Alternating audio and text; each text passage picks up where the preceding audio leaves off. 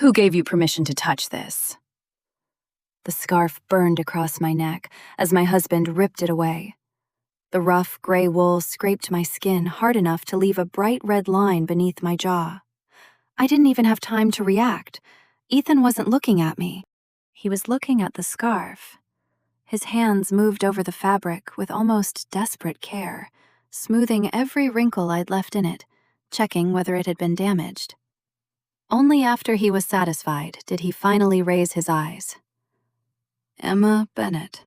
He only called me by my full name when he was furious. You're not a child.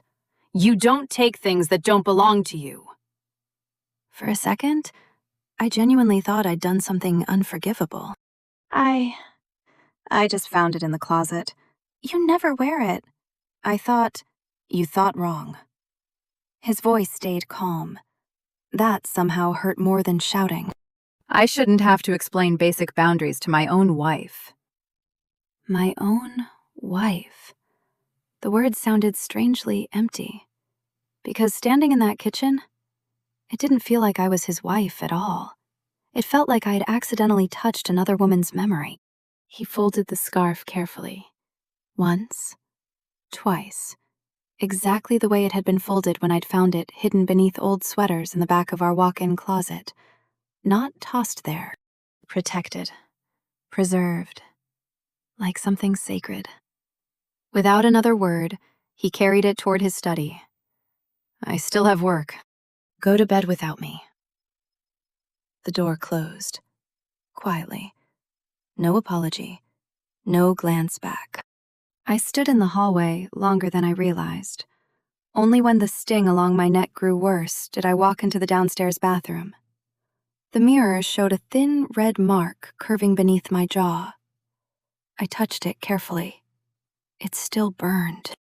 A strange memory surfaced. 2 years earlier, I'd sliced my finger while opening a package. The cut barely needed a bandage. Ethan had still opened the first aid kit, cleaned the wound, wrapped my finger himself, then asked me 3 separate times if it still hurt. Now, he'd watched his own hand leave a mark across my throat, and hadn't noticed. Or worse, he had noticed, and decided the scarf mattered more. I walked back into the living room. My eyes landed on another scarf, dark blue, half hidden beneath a newspaper on the sofa. I had knitted it for Ethan the winter before. Every stitch was uneven, because I'd only learned to knit 6 months earlier. I'd pricked my fingers so many times finishing it that tiny dots of blood had stained the yarn before I started over with a new skein. When I gave it to him, he smiled, kissed my forehead, told me he'd treasure it forever. He'd never worn it, not once. The blue scarf collected dust on our sofa. The gray one slept in the safest drawer in the apartment. I barely slept. Every time I closed my eyes, I saw Ethan's expression. Not angry, terrified. As if watching me wear that scarf had awakened something he'd spent years trying to bury. When morning came, his side of the bed was already cold. No note, no coffee, no text. Nothing. Only silence. 3 years earlier, silence had been impossible between us. We'd met through mutual family friends at what was supposed to be an awkward Sunday brunch. Instead, we stayed nearly 4 hours. Everyone else left. We kept talking. Ethan was 5 years older, already running a respected corporate strategy firm in Manhattan. I'd just started my career at a branding agency. Everything about him felt steady, certain. Whenever I doubted myself, he never laughed. He'd pull out a notebook, break every problem into smaller pieces, then quietly ask, "Now, which part actually scares you?" He never made me feel foolish, only capable. I didn't fall in love because he was successful. I fell in love because standing beside him made the future seem less frightening. After we married, people constantly told me how lucky I was. He's so dependable, so thoughtful, So patient. I agreed. For years, I confused being protected with being quietly managed. Whenever I hesitated over a career decision, Ethan already had an answer. Whenever I considered a different investment, he explained why another choice was safer. Whenever I wondered whether to apply for graduate school overseas, he calmly listed every reason staying in New York made more sense. He was rarely controlling. He was simply always right. Or, at least, he made it feel that way. By the time I noticed, I'd stopped asking myself what I wanted. I only wondered what Ethan would think. That afternoon, I drove to Brooklyn for my friend Leah's engagement party. Leah had known Ethan since college. She'd been trying for weeks to introduce me to everyone from his old friend group.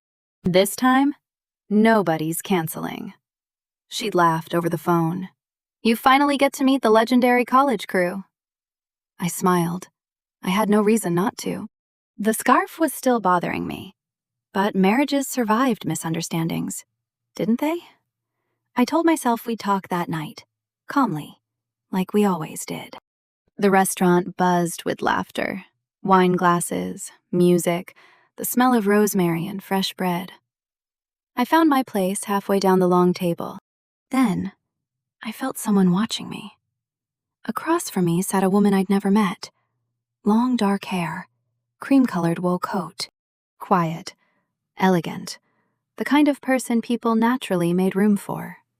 She smiled politely. I smiled back. Then my eyes drifted lower. Around her neck rested a cream-colored knitted scarf. Beautiful, handmade. Something about the stitch pattern tugged at my memory. Braided panels, narrow borders, hand-finished edges. My heartbeat slowed, because I had seen that exact pattern less than 24 hours earlier. Only hers was cream. His was gray. 2 scarves, different colors, one design. Like they'd always belonged together. Before I could look away, the woman beside her reached out and touched the fringe. Claire, I've always loved that scarf. Where did you buy it? The woman smiled softly. You can't. I made it myself. She ran her fingers gently across the stitches. I knitted them back in college. The room suddenly felt much colder, because in that instant, I wasn't looking at 2 matching scarves anymore. I was looking at the first piece of a story my husband had never told me. I made it myself. The woman smiled as she ran her fingers across the cream-colored scarf. Back in college. The conversation around the table continued. Someone laughed at the other end. Wine was poured. Plates changed hands. No one noticed what those 7 words had done to me. I couldn't stop staring. The braid pattern, the narrow-ribbed edges, the tiny mistake near the left fringe where one stitch pulled slightly tighter than the rest. It wasn't similar. It was identical.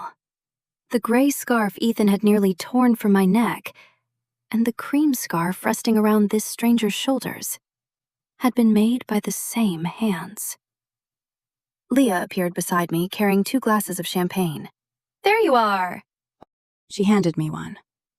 You okay? I forced a smile. Just tired. She followed my eyes across the table. Oh. You've never met Claire, have you? Claire.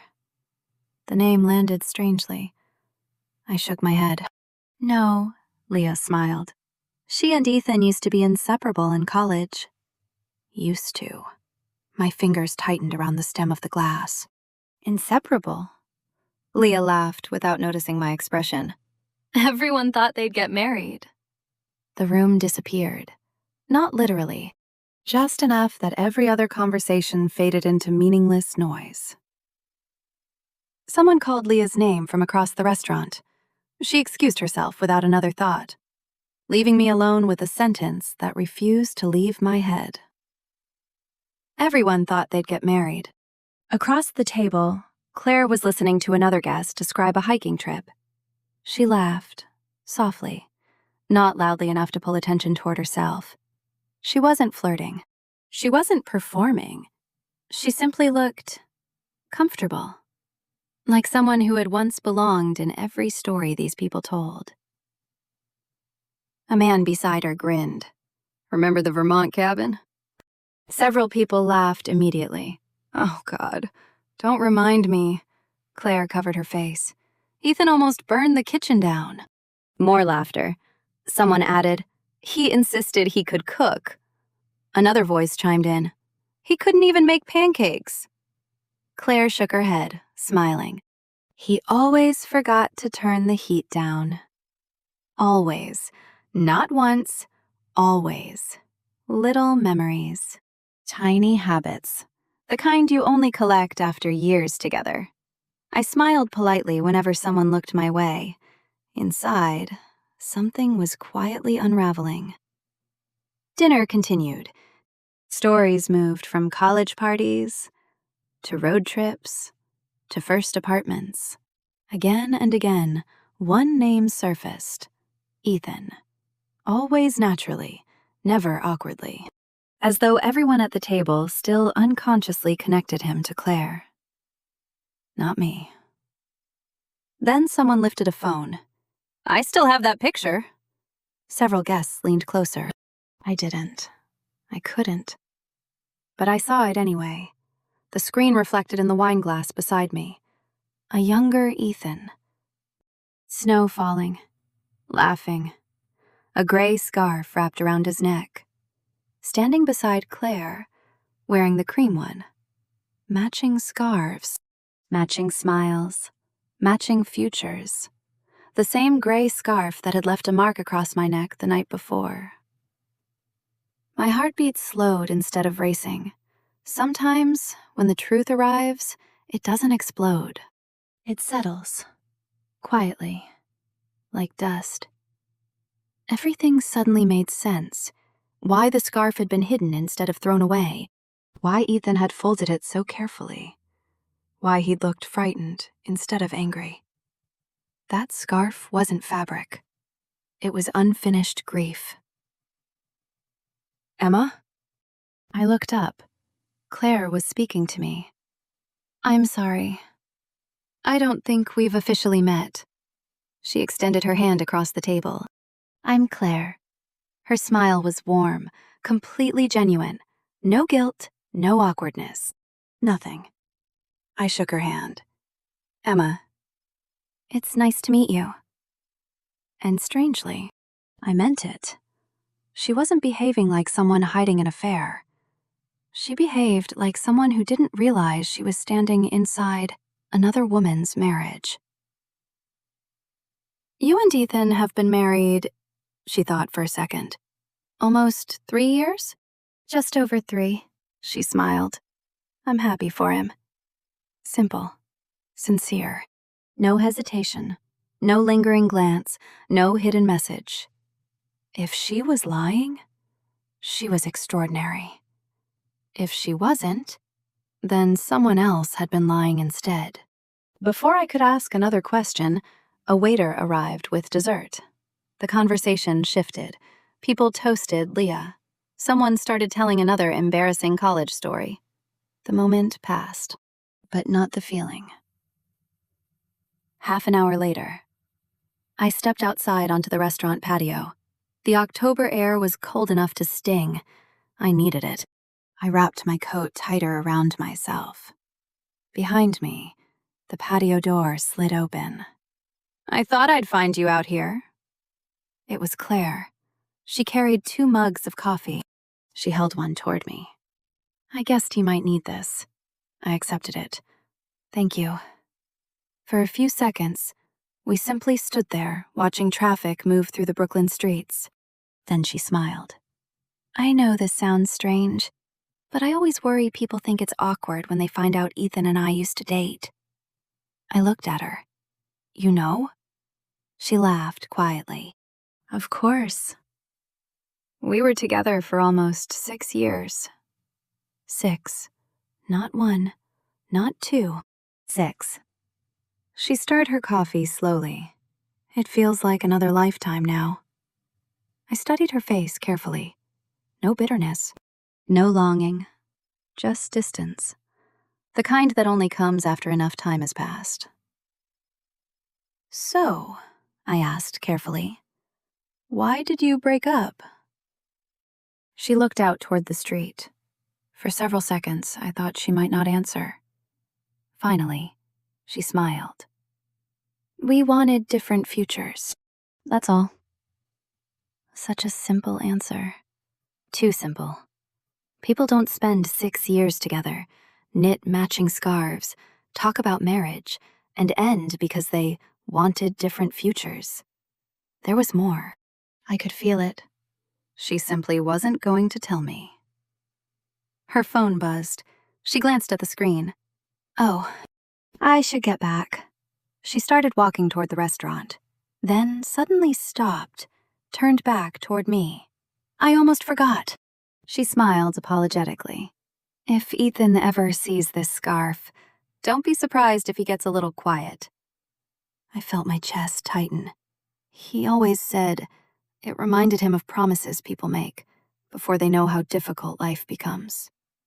She gave a small wave, then disappeared inside, leaving me alone with a cup of cooling coffee and one sentence that refused to leave my mind. He always said, not he used to say, not he once said. Present tense, as if somewhere, long after college, they had talked about that scarf again. I stood frozen beneath the restaurant lights. Then my phone vibrated. A message from Ethan. Where are you? Nothing else. No apology for the night before. No mention of the mark he'd left on my neck. No explanation. Only 3 words.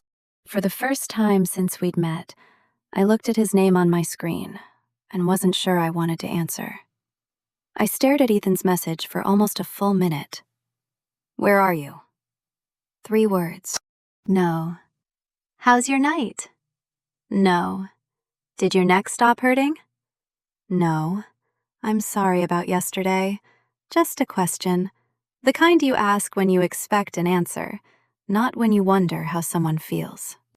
For the first time in 3 years, I locked my phone without replying.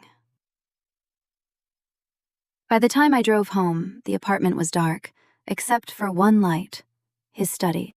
The same room where he'd taken the gray scarf, the same room he'd quietly closed the door behind the night before. I stood outside it. My hand almost reached for the doorknob. Almost. Instead, I walked upstairs. If Ethan wanted to explain, he knew exactly where to find me. It was nearly midnight when I heard his footsteps, slow, measured. The bedroom door opened. You weren't answering. His voice was calm, not worried. Just surprised. I was driving. You could have called.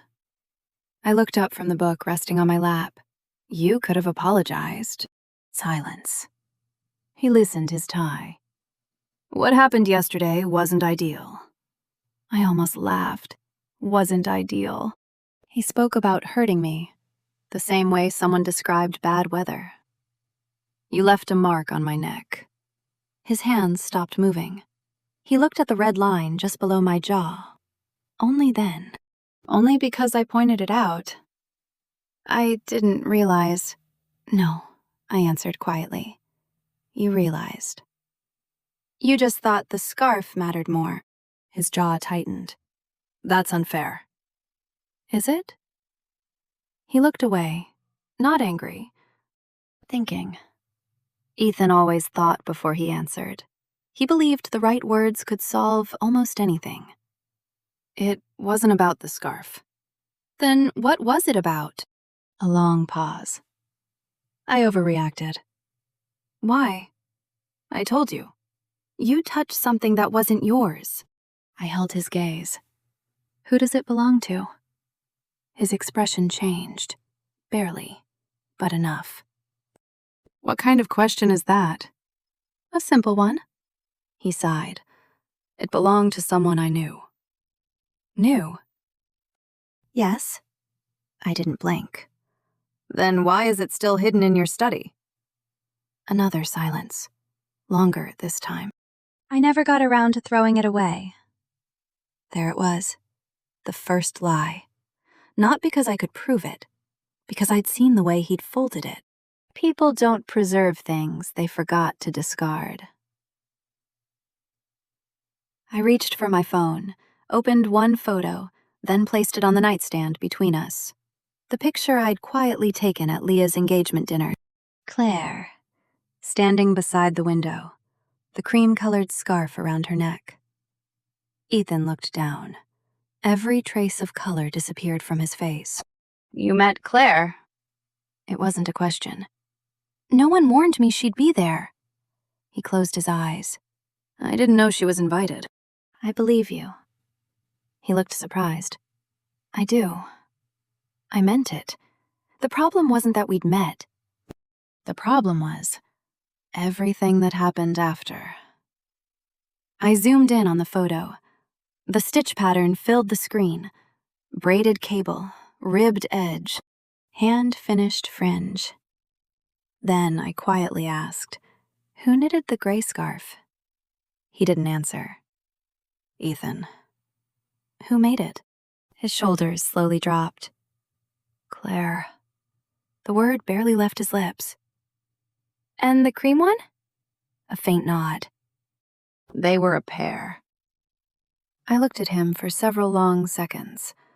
Not angry, just listening. Because I wanted him to keep talking. Instead, he stopped, as though admitting that much had already cost him more than he could afford. So why keep yours? He rubbed both hands across his face. I don't know. That's not true. He stopped again, searching. Not for facts, for a version of the truth that wouldn't destroy us. Finally, he whispered, I couldn't throw it away. The room became very quiet.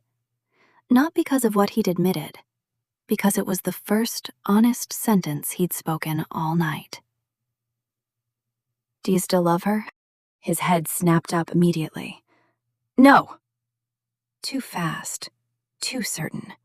The kind of answer people prepare, long before anyone asks the question. I didn't ask whether you wanted to be with her, I said softly. I asked whether some part of you still loves her. He looked away. Again. That hurt more than if he'd simply said yes. I love you. His voice cracked. I married you. I chose you. I nodded slowly. I know. Then I asked the question he wasn't expecting. When you grabbed that scarf yesterday, who were you protecting? His breathing slowed. The memory? The promise? Or the woman who made it? He stared at me, unable to answer, because every possible answer led to the same place. Not me. The silence stretched between us until Ethan finally sat on the edge of the bed. I've spent years trying to forget that part of my life. I listened. He continued quietly. After Claire and I ended things, I packed everything into one box. I threw almost all of it away. Letters, photos, books, concert tickets. I kept one thing, the scarf. Why? I told myself it was just because she'd made it. He laughed bitterly. I repeated that lie so many times, I almost believed it. Almost, not completely. I didn't cry. Not yet. Instead, I asked the one question I suddenly needed answered more than anything else. Does Claire know you kept it? He frowned. What? Does she know? No. You've never told her? No. You've never seen her since the breakup? Another pause. This one felt different, smaller, sharper, like stepping onto ice you already knew was thin. He swallowed once, then quietly said, "I didn't say that." Every sound inside the apartment disappeared. My heartbeat, the air conditioner, the traffic outside, everything. Because those 6 words meant only one thing. The story I'd believed ended in college hadn't actually ended there at all. I didn't say that. The sentence lingered between us, quiet, unfinished, more dangerous than any confession. I looked at Ethan. "You've seen her." He closed his eyes. "Yes." "How many times?" "I don't know." "Try." He rubbed both hands over his face. "A few." "A few?" I repeated the word slowly. "As in, accidentally?" "No." "As in, planned?" Silence. His silence answered before he did. I stood up from the bed, not because I wanted to leave, because I suddenly couldn't breathe sitting beside him. "Where?" I asked. "When did you see her?" He stared at the floor. "Coffee. Sometimes. Charity events. A mutual friend's birthday." Each answer felt carefully measured. Not lies, not the whole truth either. "And every time," I asked quietly, "you came home, you never thought your wife deserved to know?" His shoulders dropped. "I didn't want you to misunderstand." "No," I replied. "You wanted to control what I knew." He looked up immediately. "That's not fair." "It isn't. You decided for me. You decided what information I could handle. You decided what I should never find out." "That's not protection, Ethan. That's management." The word landed harder than I expected, because he recognized it. He stood. "I never hid an affair." "I believe you." "I never touched her." "I believe you." "I never wanted to leave you." "I believe that too." He frowned. "Then why are we standing here like this?" I met his eyes. "Because emotional fidelity isn't measured only by who you kiss." His expression froze. I continued. "You kept part of your heart behind a locked door, then expected me to build a marriage in the rest of the house." He turned away. For the first time that night, he had no argument, only exhaustion. "I owe you the whole story." His voice was almost a whisper. I folded my arms. "I'm listening." "Claire and I didn't break up because we stopped loving each other." He swallowed. "We broke up because we wanted different lives." The same words Claire had used. Only now, they sounded heavier. "My firm offered me a partnership in New York. She wanted to leave." "For what?" "Doctors Without Borders." I blinked. "What?" "She'd already been accepted. She wanted to spend several years overseas." I remembered the calmness in Claire's eyes, the absence of bitterness. It suddenly made sense. Neither of them had betrayed the other. They'd simply chosen different futures. "I asked her to stay," he continued. "She asked me to come with her." Neither of us moved. Neither of us could. He laughed quietly. "So we ended something that neither of us actually wanted to end." "Then why marry me?" The question escaped before I could stop it. His head lifted instantly. "Because I loved you." "I still do." "I never married you because I couldn't have Claire. I married you because—" He searched for the words. "Being with you felt like finally moving forward." I wanted to believe him. Part of me did. Another part quietly asked, then why was the scarf still here? "So why keep it?" I asked again. This time, he answered without hesitation. "Because throwing it away felt like pretending 6 years of my life never happened." That answer was honest, painfully honest. But honesty wasn't the same thing as innocence. You could have told me. I know. You could have shown it to me. I know. You could have trusted me. I know. Every answer sounded the same. Too late. I walked toward his study. He immediately followed. Emma, don't. I opened the top drawer. The gray scarf lay exactly where he'd left it, perfectly folded. Beside it was a small cedar box I'd never seen before. I looked back at him. What is this? His face changed instantly. Leave it. Not angry. Afraid. Real fear. I slowly lifted the box. It wasn't locked. Inside were a few ordinary things. An old subway card, a faded movie ticket, a pressed autumn leaf, a bookstore receipt. Nothing expensive, nothing romantic. Just fragments of a life. Then, at the bottom, I found a photograph. Ethan, Claire, snow falling around them. Both laughing. Both wearing the matching scarves. Written across the back, in faded blue ink, were 6 words. Until we're ready to come home. I frowned. Come home? Home where? That wasn't a goodbye. That sounded like a promise. I turned the photograph over again. Ethan, what does this mean? He stared at the picture for several long seconds. When he finally answered, his voice barely rose above a whisper. It means you don't know the real reason we ended. I looked at Leah's messages for a long time.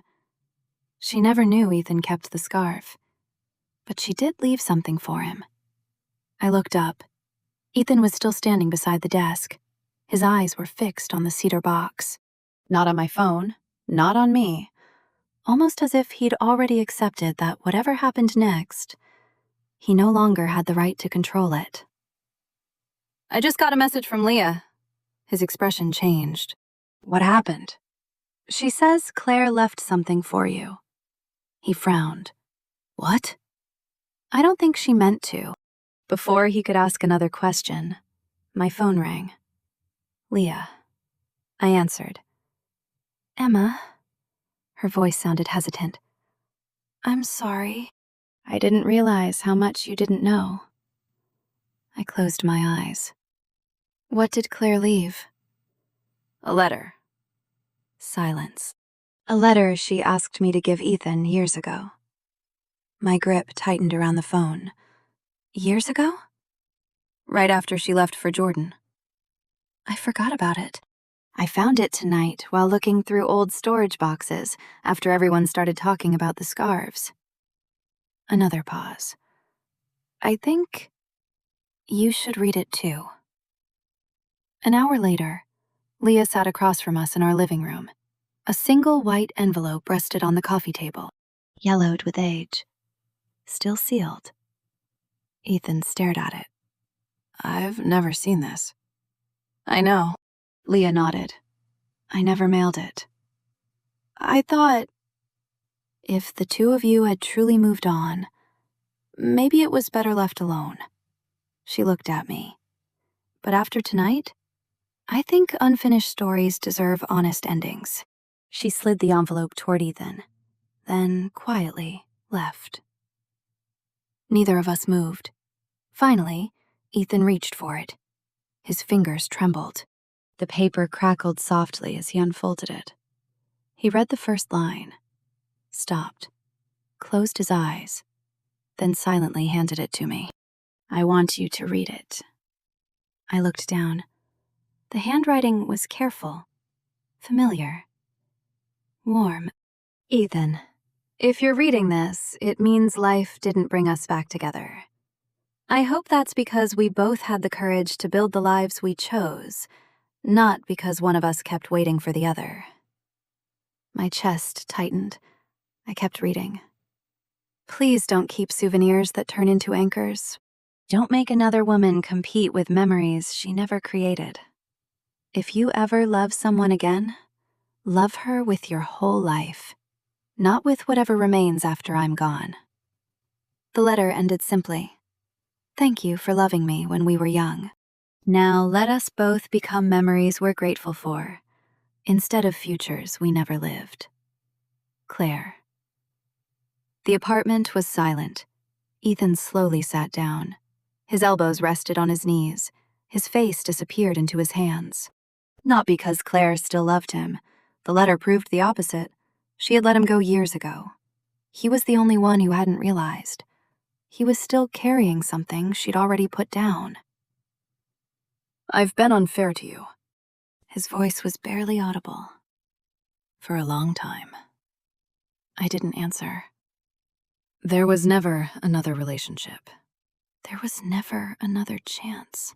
There was only me, refusing to admit one chapter had ended. He looked at the gray scarf folded inside the cedar box. I kept telling myself it was just a memory. It wasn't. It became a place to hide. He stood, walked to the fireplace, held the scarf in both hands. Not dramatically, not angrily, just carefully, like someone saying goodbye to a friend. He looked at me. I'm not doing this because you asked. I know. I'm doing it because she already did. He placed the scarf back inside the cedar box, closed the lid, then carried it to the hallway closet, the highest shelf, far behind old photo albums and storage boxes. Not erased, not worshipped, simply put in its proper place.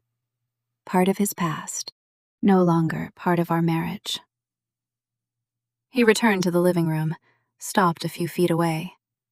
I don't expect forgiveness tonight. You shouldn't. I don't expect trust either. No, he nodded. I only wanted you to finally know the truth. I looked at him for a long moment. The truth helps. It doesn't heal. I know. I'll spend however long it takes earning that. For the first time that evening, he wasn't trying to convince me to stay.